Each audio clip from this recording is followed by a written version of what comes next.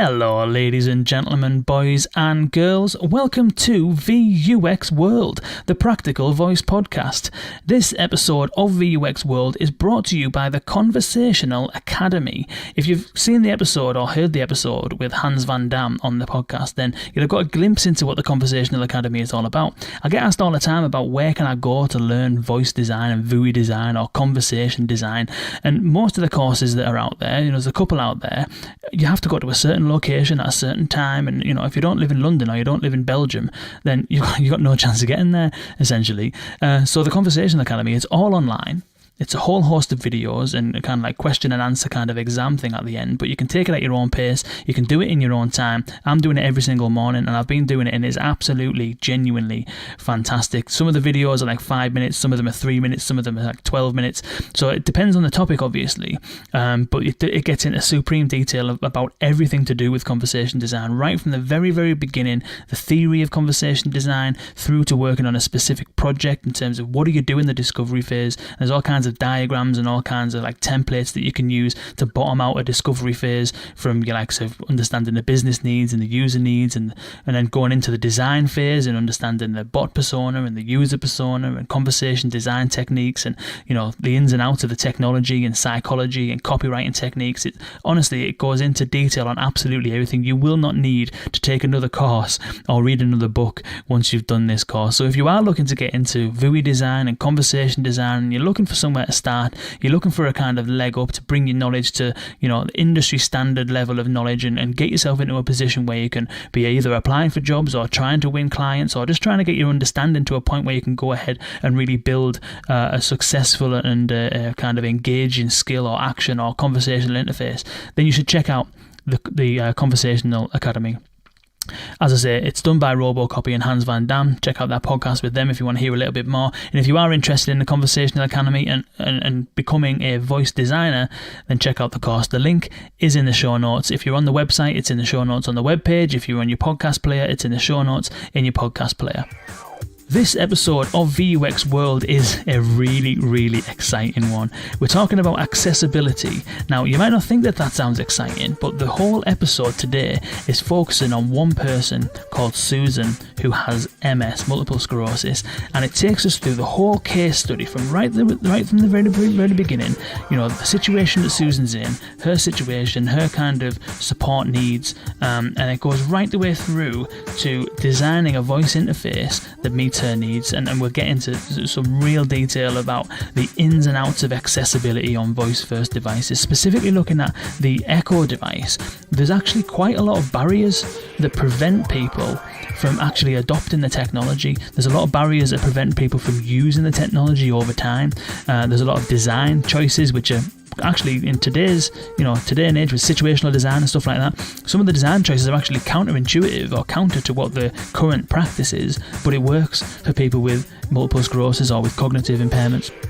So this episode, not only is it looking at some of the challenges around voice today, from not just an accessibility perspective, but from a general perspective that actually all applies, throughout the industry really.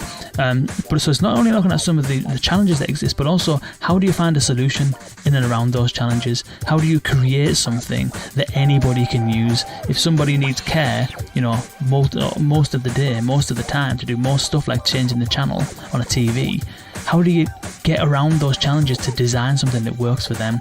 And I really do think that this is such an inspirational episode. At the end of this episode, you'll have a real understanding about the human-centered design practice and how you can apply that for the specific user you're trying to target and your specific use case and context that they're in. Really is enlightening. We're joined by Ruby Steele and Will Merrill of Smart Design Worldwide to discuss a project called The Big Life Fix and Susan, and the project that brought voice to Susan. It's absolutely fantastic. Ladies and gentlemen, boys and girls, this is VUX World. VUX World. VUX World. VUX World. VUX World. Branding with the big faces. I love listening to it. Kane Sims. Kane Sims, the one and only. Britain's finest, Mr. Kane Sims. Dustin Coates. I like it when you guys are together and talking about voice. Without further ado, welcome to the show. Cool. So, without further ado then, Ruby Steele and Will Merrill, welcome to VUX World. Hello, hi. Thanks very much for having us. Thanks for joining us. You did a very good thing there of waiting for each other to speak, because I still haven't learned this, Dustin. I'm still introducing two people at once. No, it looks like we've got some pros on our hands, so I'm looking forward to this. Wicked. So, do you want to tell us? We'll start with we'll do some intros, Ruby and Will. You can tell us a little bit about yourselves and how you've kind of got into the position that you're in, and how you have kind of stumbled across voice and stuff like that. And we can talk a little bit about smart design worldwide, and then the main project that we're going to chat about, which is the Big Life Fix, which sounds really, really interesting. So we can't wait to hear from that. But maybe we'll kick off with you, Ruby. Do you want to tell us a little bit about yourself and a little bit about how you found yourself working on voice projects? Absolutely. Okay, so I'm Ruby Steele. My role at Smart Design is design strategy, but my background is really quite a kind of mixed bag. I studied innovation design engineering at the Royal College of Art, and fell into human-centered design out of that, because I've always really loved understanding real people and being inspired and designing for real stories. So smart design was somewhere that I always really wanted to work. It's very much based on human-centered design, as it's that's really in our DNA. So it was a really good fit for me, because every single project we do starts with people. And my role here is design strategy, which means that I'm at the point in the project where you go out into the world and talk to people and watch them, find out how things could be better, and then work with the design team to create new products and services to meet those needs. Fantastic. What about you, Will? So I am an industrial designer here at Smart. So what that means is I traditionally was educated in the design of physical products. So be it a can opener or a peeler. But that role has really evolved, I'd say, in the last few years. And it's now more of it's product experience, I think is a good way of describing it, but more kind of holistic design, really, where along with Ruby, I often get involved in the research. So going in field and trying to uncover these insights. But then it's taking those insights and trying to come up with really engaging solutions and propositions. So it could be a physical product, but it could also be an experience. It could be a digital product. It could be a physical product. It could be a voice product. Yeah, we were lucky enough to start experimenting with voice a couple of years ago now, in the context of working for Big Life Fix. So for those that don't know, Big Life Fix is a BBC Two documentary that looks, there was a team of designers, of which I was one, who were all working alongside their day jobs to crack real world problems for vulnerable people across the UK. There were multiple different stories that were being showcased on the programme. But the particular one that Smart Design and I got involved in was designing a voice controlled experience for a woman living with MS. And actually, up until that point, Smart Design hadn't actually done any voice control work before. And so this was really our chance to take all of the learnings that we have in human-centered design and apply it to a voice interaction, which was really interesting.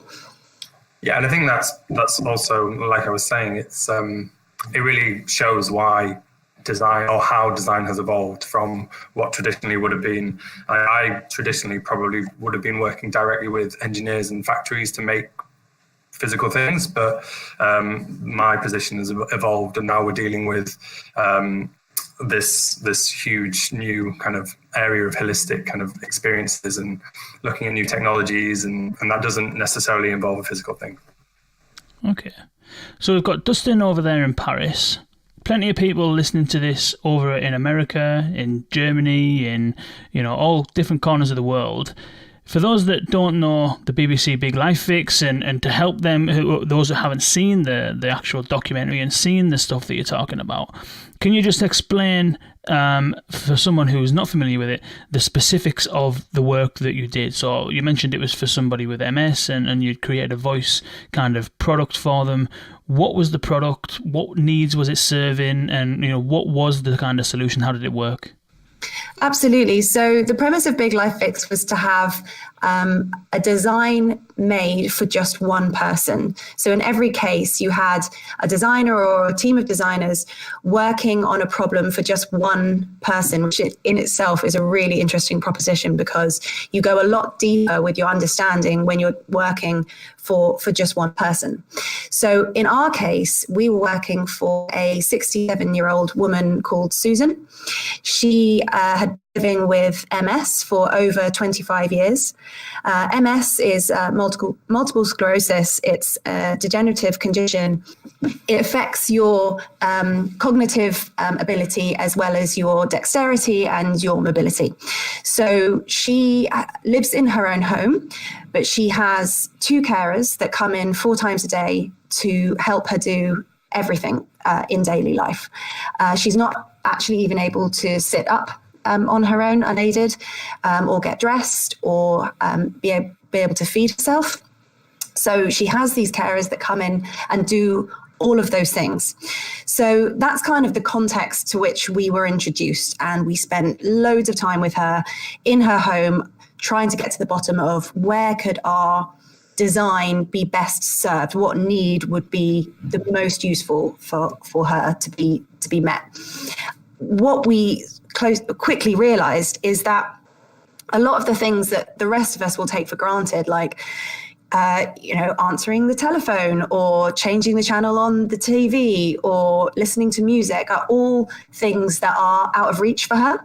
So because she's not actually able to interface with all the devices that allow those things, if you think about them, they're all covered in buttons, covered in switches, using remote controls, and she can't control any of those.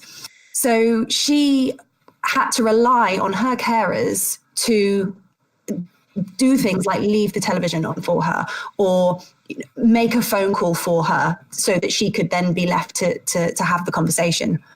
And we were just struck with how incredibly backward this is in a world where the rest of us are more connected and more in touch with everyone else than ever before. And there was this huge gap to us that we wanted to fill. The obvious solution was some kind of voice-controlled interface. We jumped straight to things like the Amazon Alexa, the Google Home Hub, because, as I'm sure everyone is very aware, they do a lot of the things that we deemed necessary for her. So they can turn the TV on, they can make phone calls, they can play any music you want from the world, they can have you listen to any book that you want to listen to. The problem is that those interfaces, those voice-controlled devices are, first of all, made for people that are super familiar with technology. They literally assume you have a smartphone. You can't actually set one up without a smartphone. So you're already going to be the kind of person who knows what a smartphone can do. And you've got to understand that Susan hasn't used a mobile phone or a laptop or anything like that in quite a few years now. So her knowledge gap is massive. And the kind of mental model that the rest of us rely on to kind of understand what, for example, an Alexa might do, is very much based on our understanding. So there was that problem. The other problem is that MS does affect your cognitive ability. And Susan has what she calls foggy moments, where she knows what she wants to say, but the word doesn't quite come at the speed that she wants it to come, or even just remembering the word itself. So when we put an Alexa down in front of her, it kept timing out. It kept not being able to meet her needs. And that was where the project really took off. We realized that we needed to create almost like an accessibility feature to the Alexa. We didn't want to start rebuilding all the hardware. We didn't need to connect.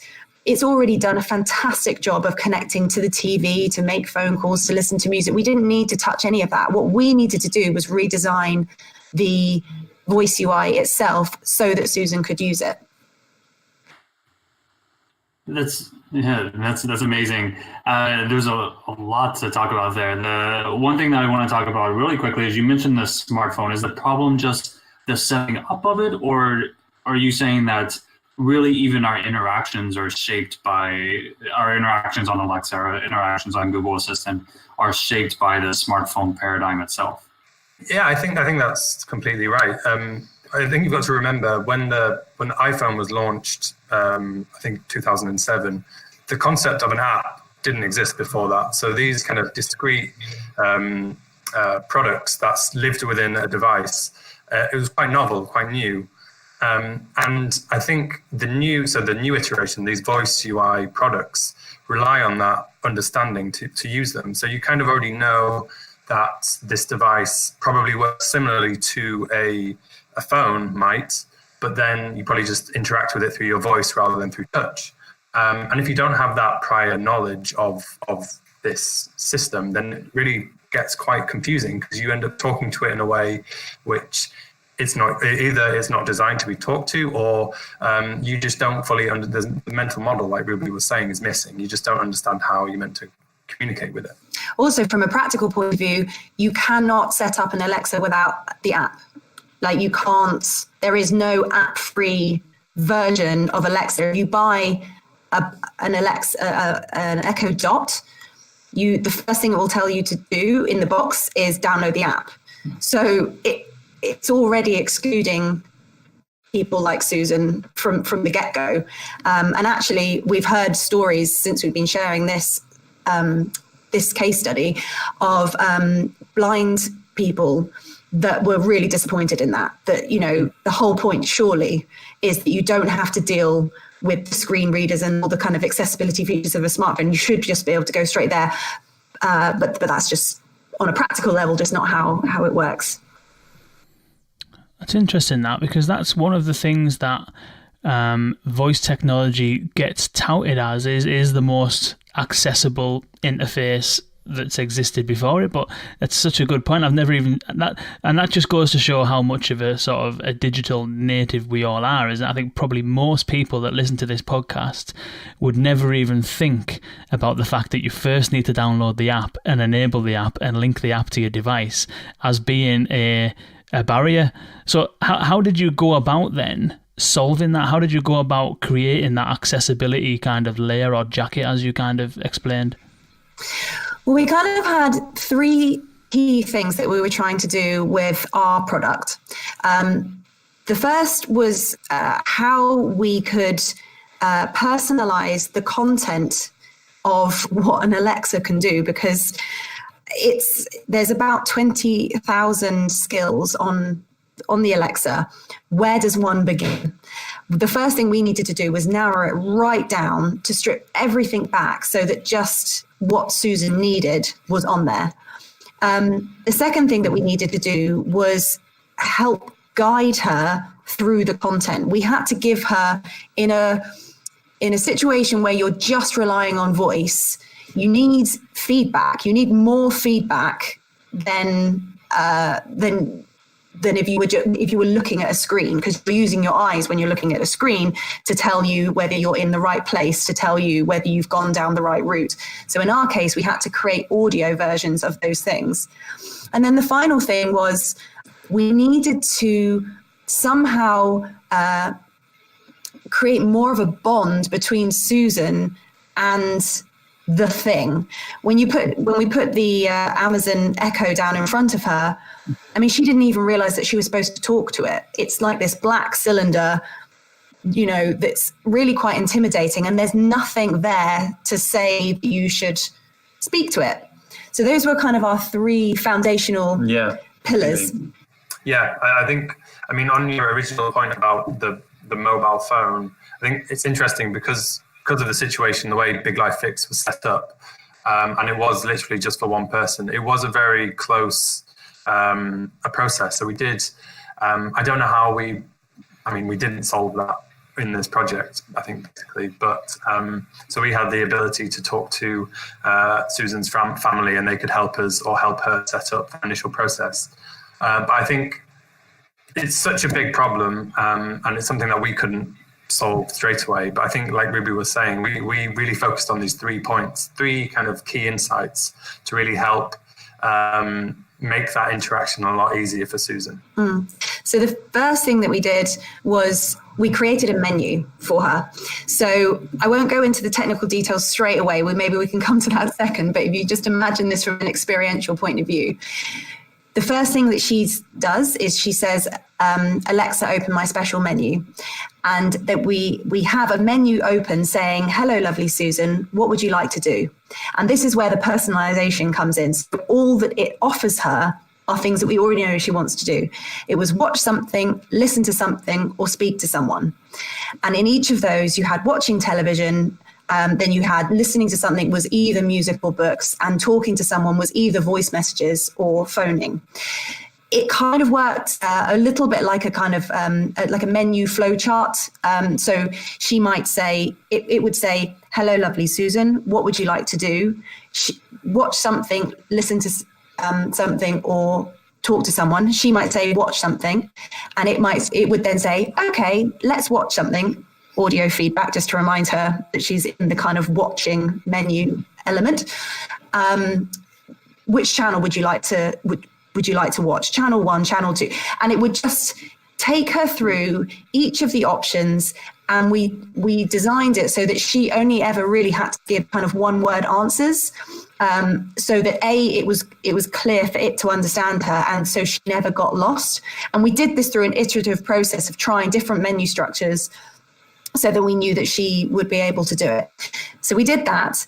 The next thing that we did was create a physical kind of, I guess, kind of casing for the Alexa to interact with.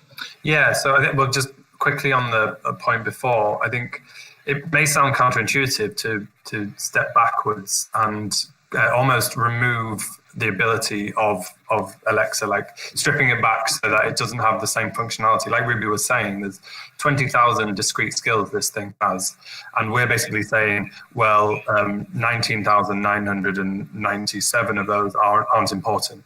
But I think it's worth reiterating that giving Susan the ability to use 3 skills is infinitely better than her having access to none.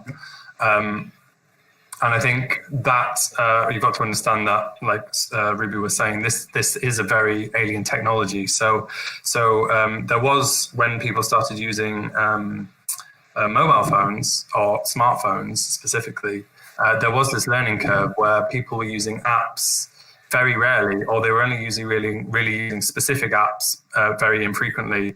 And then you'd have this kind of novelty aspect where most of the apps people were using were kind of gag apps or kind of novelty apps, and didn't really have a real function because no one really understood how to use the product. So what we were intending to do here for Susan is to present her with really functional, like best case, like these are the core skills that you need to use, and here's how you access them, basically.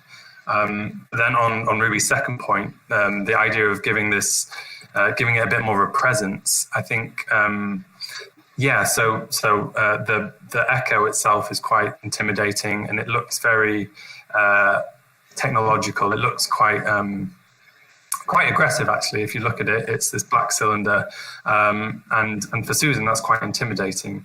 If she's not used to interacting with technology, especially this new paradigm of voice, presenting her with this cylinder which just sits there and kind of ominously waits for her to say something is really difficult for her to kind of understand.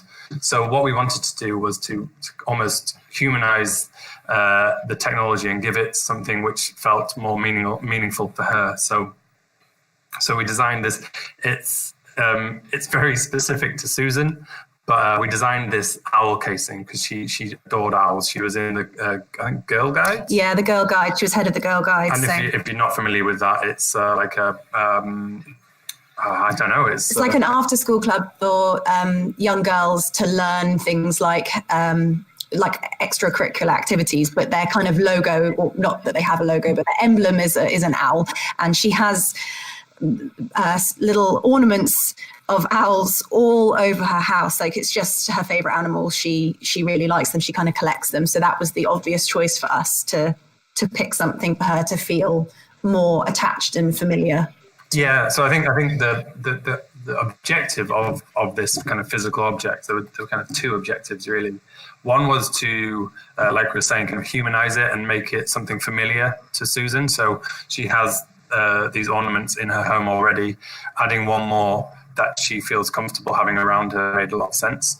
But then also giving it more of a presence. So providing her with visual feedback. So there is a little bit of visual feedback in the current product. There's that ring of light at the top, but for someone like Susan, who doesn't have great eyesight and also doesn't really understand what that lighting means, it was quite abstract to her. So we basically made this owl, the whole of the owl, illuminate. So when it was waiting to be spoken to, it was one color. It was illuminated. It was kind of like a gentle glow. As soon as she started to talk to it, it changed color. And then when it was executing, so when it was doing a phone call, it would change color again. So you had these very obvious visual cues that Susan could understand. Wow. So it was a physical owl. It was a 3D printed. So we had two different components to the setup. It was all a little hacky, but that's just the kind of the nature of the project. But we had a housing which the dots sat in, and we had two dots, but we'll kind of talk about that later. And that kind of had the hardware hidden away. And then we had this second component, which was a 3D printed owl, basically, with a light array, an LED array inside it, which then kind of talked to the dots. Yeah, you can kind of imagine it like a sort of a speaker and a lampshade that's a kind of the shape of an owl without so that it sort of has a, because this is something that lives in her home. It lives in her living room. So it needed to feel like it could fit in with the rest of the home environment. Yeah, I think we wanted her to feel like she was having a conversation with the owl lampshade thing. And then there was the speaker unit, which was the output, basically. Yeah, I didn't mean to kind of diminish your design there by calling it a lampshade, but I'm trying to think of ways to help people visualize what we're talking about. And is that something that she specifically said to you, that this design is really intimidating? It's the black cylinder is intimidating. I want something that fits into my home, or that's something that you just anticipated was going to be important for her? I think she didn't explicitly say that, but when we actually went to her home and took this selection of products with us, and we asked her to interact with it and start talking to it. And I think it's what she didn't say more than what she did say. It was, it came across that she was very intimidated, and she was almost apologetic in her inability to use the products. So there would be a lot of sorries and oh, sorry, I didn't, and oh, can I start again? Or it felt very disjointed, and it just felt like it was an overwhelming feeling of intimidation, I guess. Yeah, it was a really distressing part of the process, actually, because we had to sit back and just let her try and use the product.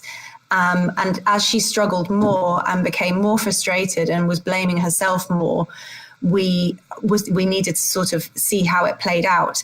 And I remember at one point she sort of turned around and said, I'm sorry. It's because I'm stupid that I can't use it. And we were, trying to explain to her that it really wasn't because she was stupid. It was the failings of the product, not her. And that is, I think, one of the biggest, sort of problems with the product as it is. They always say that it's always the case, isn't it, that when you ever do any sort of user research or usability test, and certainly if you're testing a website and there's a mistake on it, people will quite often just blame themselves. I didn't type that in properly, or I didn't realize that button was there. I should have knew. Well, you're right. It's usually the product isn't intuitive enough, which is interesting, because given that it's a voice product that everyone can use their voice to access, that's another thing that's always said, is that it's easy to access, it's frictionless, it's easy to use. But for some people, obviously, it's not quite the case, is it? Absolutely. I think you've often sort of said that, like, one of the things you get taught in design school is, if you've designed a product and you have to hand over like this huge instruction manual, then you failed. It shouldn't need that in order to be able to use it. You said that you used 2 echoes in one, so the owl itself had 2 echoes inside. Is that right? Yeah, it's probably worth mentioning at this point that we did this project in about sort of between 4 and 8 weeks. I don't even know whether it went as long as that. It was really intense and really, really fast. So our solution was a hack. It was an experiment that looked quite kind of like a finished product, whereas inside there was a sort of Wizard of Oz sort of situation going on.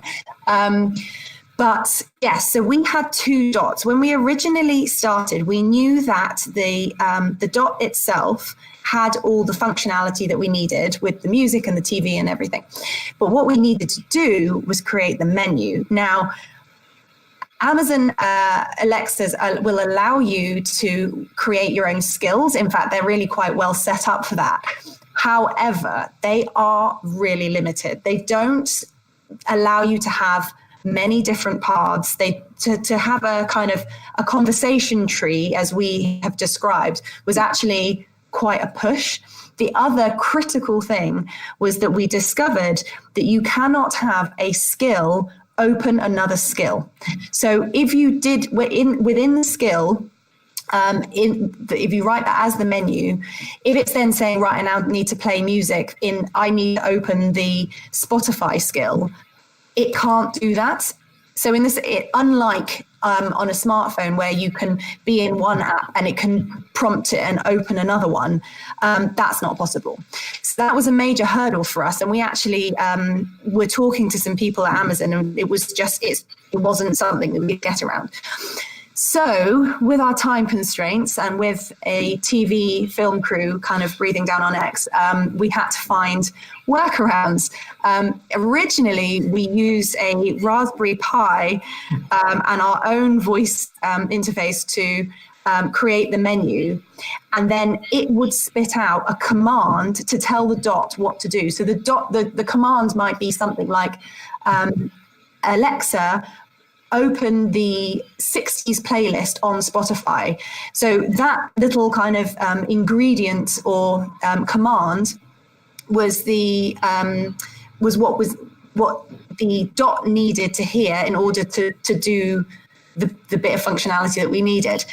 What we found is that with our original voice interface that we built ourselves, for a start, it sounded terrifying. The voice was really not a friendly voice at all, and it was having problems. The dot was having problems hearing it. It wasn't always reliably. Sometimes the menu would just she'd get to a certain point and it would just quit.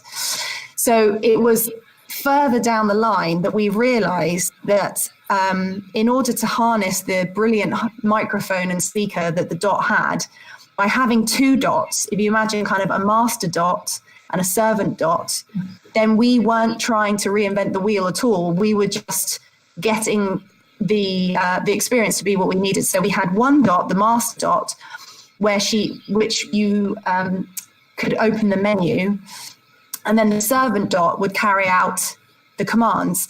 You can have different wake words for different dots. So the master dot would be woken with Alexa, and the servant dot would be Echo. So you'd say, open my menu, the menu would start to play, she would get to the command she wanted, and then it says Echo, et cetera, et cetera. So you wouldn't have that problem of saying Alexa and then both waking up and trying to help you at the same time. So that's how we got around that. What was quite nice is it meant it had the same voice and it had a consistency which didn't confuse Susan, whereas the original iteration really did. Is that clear? It's quite it is a massive workaround, yeah. It's convoluted because it was very convoluted. I think so. Go on, Dustin. Yeah, it's quite a clever workaround. I'm curious though, was the need for the workaround because you had decided early on that you were going to use Alexa, and that was what people knew and that's what you were going with? Or why not? I guess the question is, why not examine one of these other third-party solutions? I know you explored it a little bit with the Pi. Well, the thing is that we knew that all the functionality we wanted available to Susan.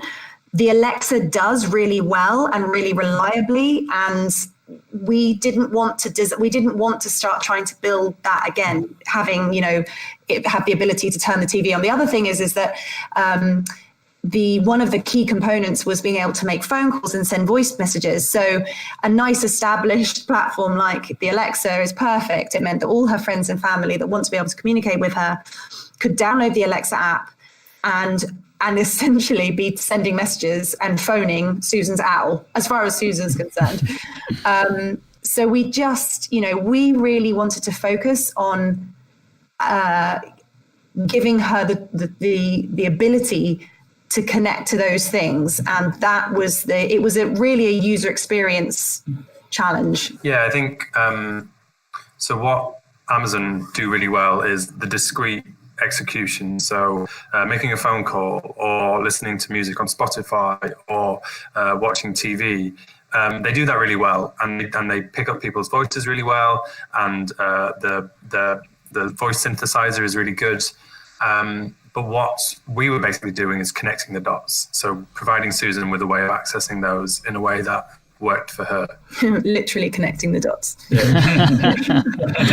That's a nice little soundbite. That we'll use that. Oh, yeah. So the owl is on the side. It lights up different colours depending on what state it's in. And inside the owl, there's two echoes. One of them is woken by saying Alexa. The other one is woken by saying Echo. And the one that's woken by saying Alexa is the one that Susan speaks to. And by speaking to it, whenever she gets to the point of asking it to do something, like put Channel 4 on, that Echo then speaks to the other Echo, whose name is Echo, and relays the command. And then that executes it. Exactly. So it's a translator, basically. It's speaking to Susan in a way that she is familiar with or happy to communicate with, and then translates that into a way that the Echo understands. Wow. And what was the end result then? We've spoken about a lot of challenges. We've spoken about the problem in getting onboarding, essentially, the smartphone being a big point of friction for people that don't have smartphones or don't know how to use smartphones. We spoke about how the design of the dots themselves can be a little bit intimidating, and the users are feeling potentially that they're at fault for not really understanding how to use it. And we've spoke about some of the kind of issues around not being able to go from one skill to another and having to do this workaround. What was the end result of the work? How did Susan actually find it and get on with it? So the moment at which we were able to give her a working product and she was able to do the things that we intended, the impact was really quite huge. I mean, she no longer has to rely on other people to do the things that the rest of us take for granted. I mean, she can now change the channel on the TV, which, it sounds small, but when you're not able to do it, it's massive. And I think one of the most wonderful moments was I'd said to Susan, give me a call, phone me, because I have the app and you can phone me anytime you like. Why don't you just give me a call so I know that you're getting on with it okay? And lo and behold, a couple of weeks later, it was a Saturday, and my phone just started going off and it just said Susan. And I just, it was wonderful. It was so wonderful. And we just had a lovely chat, and that was it. That was what it was all about, just giving her the ability to do those things.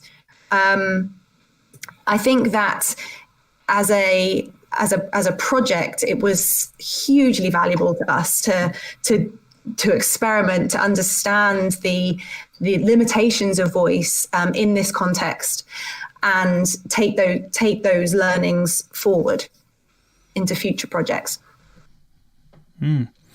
It's certainly interesting. You mentioned that it was the first voice project that you have done, and that you kind of apply a human-centered design approach to everything that you do. Is that what you mean by human-centered design, in terms of spending a lot of time with Susan, understanding her real kind of pain points, and working with her so closely to design something that meets her specific needs? Is that what you're getting at in terms of that human-centered approach? I think yes and no. This was a unique project because it's rare that you ever do it just with one person and design a solution just for one person. It becomes very, it's good and it's bad. It's good because you can really get to the problem, or very specific problem that the person may face, and you can solve for them and come up with a really bespoke solution. But the issue is it doesn't necessarily translate to everyone. Like we were saying, the owl housing was very bespoke to Susan. It's not necessarily something that we would suggest Amazon should now have all echoes in a owl housing, because it just wouldn't make any sense to anyone else. But I think at the heart of it, what we like to do at Smart is really understand the user, or the person behind everything. So we do spend a lot of time in field talking to people, understanding their behaviors and their habits and their pain points. And like we were saying, it's not necessarily what they say, but it's often the actions that we observe. And from that, we can get a lot of insights we can then apply to our solutions. So it's all working in the same area, just slightly different takes on the process. I could see a market for that, though. I've got an Echo on the bookshelf in the front room. Hey, if you want the 3D file, let me know. I can send it. What about you, Dustin? Would you prefer something a bit more kind of homely?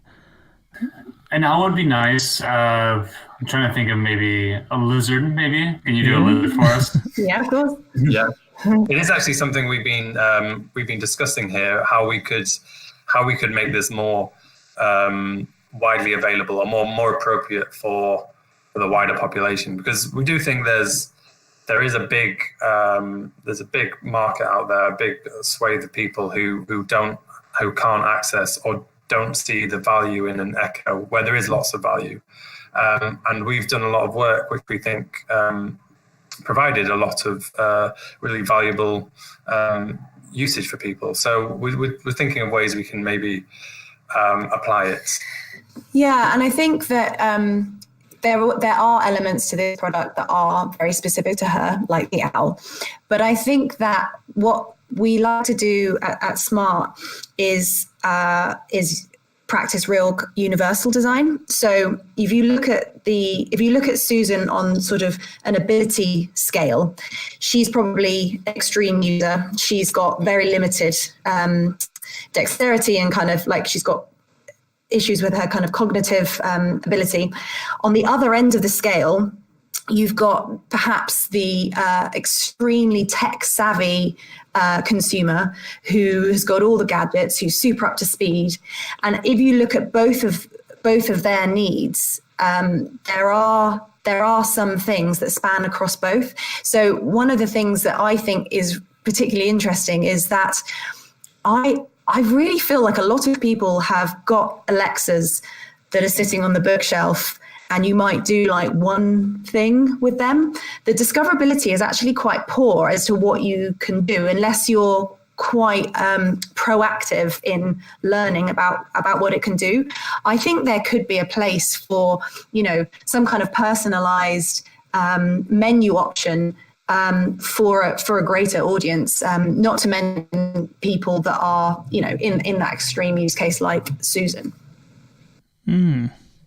Is there any is there any other kind of learnings that you've found from doing that work with Susan that could apply, or any other barriers in terms of the technology that you think also extend? Because I think you're right, that the discoverability is a known problem in the voice kind of space, and if it wasn't for doing this podcast and actively hunting out stuff to see who's doing what and what's working well, then who knows, I probably wouldn't use it half as much as I do, you know what I mean? So is there any other things that you found that do either specific problems from an accessibility perspective that you've found over and above the ones we've discussed, or problems that do span across the whole kind of user range?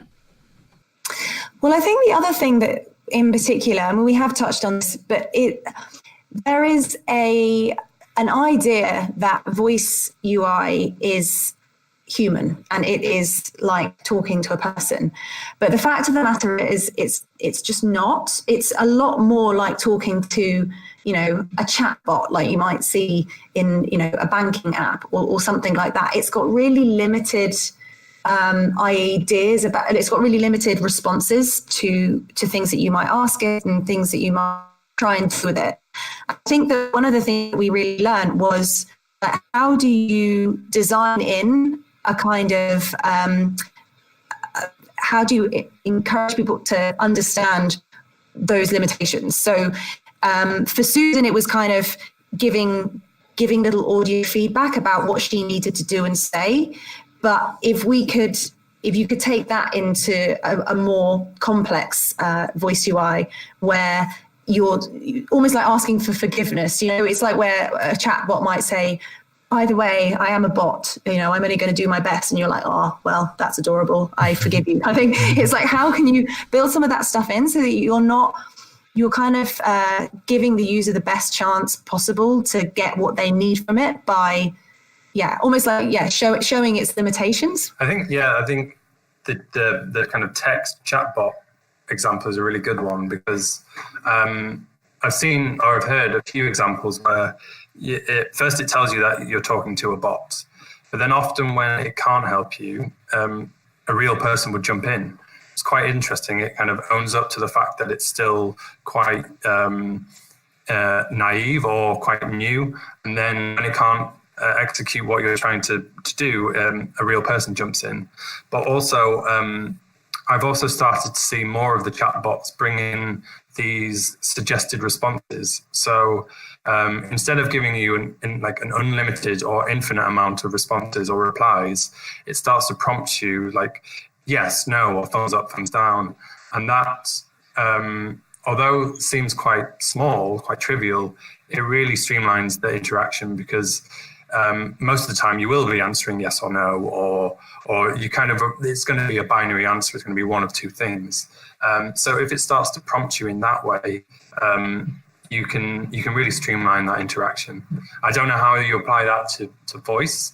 But there are ways of doing it. There are ways of doing it. So we did it via feedback, or by kind of reiterating the point that Susan had just made. So I want to listen to music. Okay, great. Music is a good idea. What music would you like to listen to? So you're giving the person these prompts or these kind of cues about how to respond. And I think that really helps. The other thing that I would say about designing with accessibility in mind, in a more general sense, is yes, Susan is an extreme and she has difficulties that maybe other people don't. But actually, everybody has a cognitive impairment at some point. That could just be when you're driving and you're trying to keep your eyes on other cars and the traffic lights and all these things that are going on. Your cognitive ability almost is going to be at the same level as Susan. Like, you're not fully focusing on interaction that, say, you might be doing with your voice in the car, for example. And I think that by exploring the extreme cases like Susan, we can start to apply some of those things into those particular contexts where someone who is quote unquote, fully able is still going to have a problem. And there's lots of examples of that.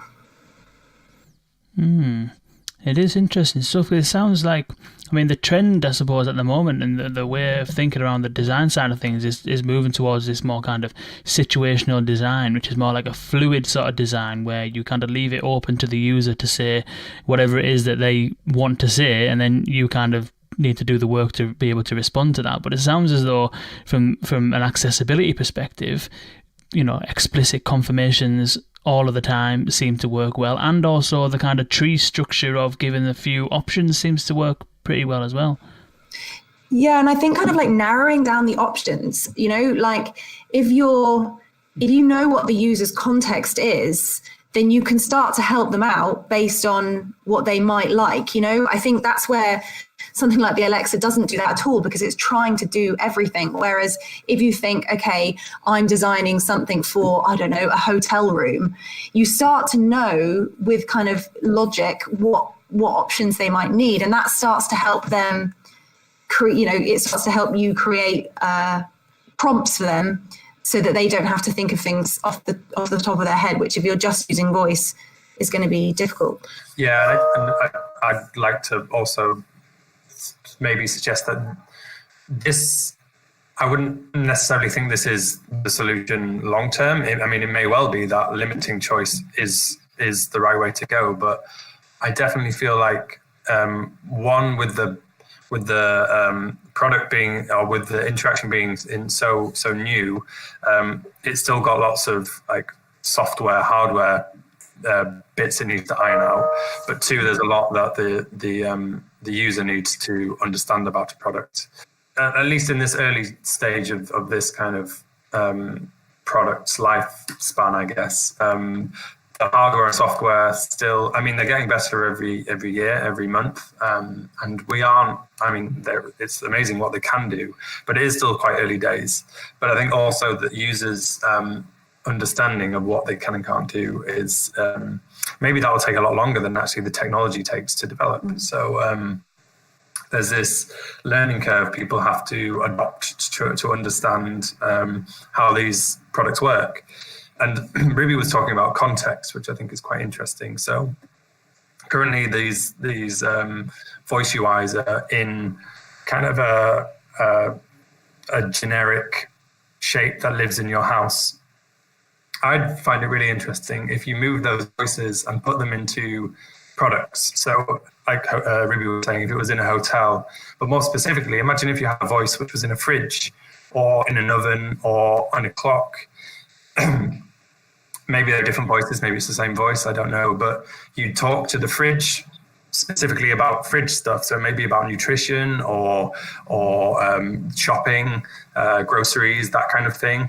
And you talk to the oven about timing and temperature and stuff like that. And you talk to the clock about your calendar, what time it is, and that kind of thing. And those kind of physical manifestations or these physical objects give you cues about the interaction, or give you hints about what you can talk to it about. I think that could be quite interesting. Maybe not forever. Maybe this is just a way of onboarding people. But maybe it is. Maybe that's what it's going to move into. I don't know. It's fantastic. Fascinating stuff. Dustin, any final questions for Ruby and Will? No, I think this was fantastic. And I think it's a very interesting perspective, and always love to hear people's hacks as well. So a dot on top of a dot is definitely a clever hack. Wicked. Ruby, Will, where can people find out more about yourselves or find out more about the stuff you're doing at Smart Design Worldwide? Well, we have a Twitter, just at Smart Design. There's our website, which is at smartdesignworldwide.com. So, yeah, we often post things on there as to what we're up to. So give us a follow. Fantastic. This has been absolutely immense. I've absolutely loved honing in on a specific person with specific needs and figuring out how you ended up meeting those needs, because I think you're right that there's a lot of stuff that will translate. Maybe the owl might not. Maybe it will. I don't know. I might get one for some people, maybe. Yeah, I might get one for our kid. You know what I mean? Have a little owl on his bedroom sideboard. But yeah, no, I've really, really enjoyed that. So thank you both so much for joining us. It's been fantastic. Thank you. Thanks very much. Actually, one thing just to finish with, we have started the next phase of this project. We've been getting some really great feedback from people And we feel like there is a bigger audience for this accessibility hack, if you will. So we want to try and create a version that is a sort of half open source, half, print your own owl kind of solution. Like maybe we can create some other cases and give instructions as to how to set it up for maybe, a loved one or someone that you might think is in need of the voice, but would struggle. So we're just sort of kicking that off as a sort of next phase. So if you follow us on Twitter, we'll be posting about that probably. Sounds fantastic. Ruby, Will, it's been an absolute pleasure. Thank you so much. Thanks so much for having us. Thank you. Thanks, Kane. That was Ruby Steele and Will Merrill. Wow, what an episode that was. That was so interesting to delve deep into an individual, as I was saying at the end, to delve deep into an individual's needs and an individual's context to try and find a specific individual's use cases was so fascinating, because we always tend to talk about voice on a kind of broader scale, but to get to grips with a specific person in a specific context with specific needs, and then creating a specific voice interface and hardware actually to meet those needs was really, really fascinating. Some of the interesting points in that, I thought, really from an accessibility perspective, is that needing a smartphone to get set up is one of the biggest barriers that I'd never even thought would exist. I never even thought about it. That's how kind of natural I think we find it. Interestingly as well, from a design perspective, it seems as though, although we've been talking a lot about situational design on the podcast, and hopefully we can speak to Paul Cussinger soon about that, actually nested menus seem to make sense for people who have cognitive impairments to some degree, because people can't remember things, can't remember what the skill or action is capable of.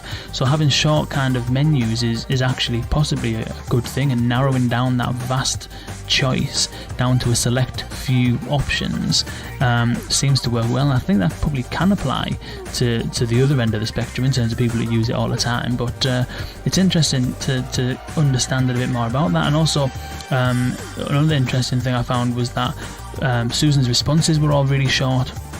So keeping those responses short was also a good idea. And then on the hardware side, the actual cylinder being a barrier in itself, being a little bit intimidating, not really wanting to talk to it, not really understanding how it works, and blaming yourself for getting it wrong. It's really interesting how putting an owl case over the top of something, making it look a little bit different, it's almost like personifying it a little bit, seemed to work well. But although there's challenges, it turns out that the end result was a good one, and Susan was able to do things that she wasn't able to do before, like turn on the TV and change the channels and call and message people and stuff like that. So voice still does have a place from an accessibility perspective, but it seems as though there's some onboarding issues that need to be overcome, and some design things as well that people with, as I say, cognitive impairments, maybe the design needs to be slightly different. So thank you for joining us. That was really, really interesting, absolutely fascinating discussion, and I hope that enlightens and kind of broadens people's horizons a little bit in terms of thinking about specific users in specific situations that might need certain functionality. And at the end, Ruby and we were both talking about the option of honing in on a really specific use case. What would it be like if your fridge had a voice interface, and kind of crafting out that really narrow use case and getting that really, really solid and perfect, and then moving on to expand into something else. It's the typical crawl before you walk situation, but it's really, really fascinating stuff. So thank you for joining us, and thank you, Dustin, as always, for co-hosting, and as always, boys and girls, thank you all for listening. Until next time, see you later.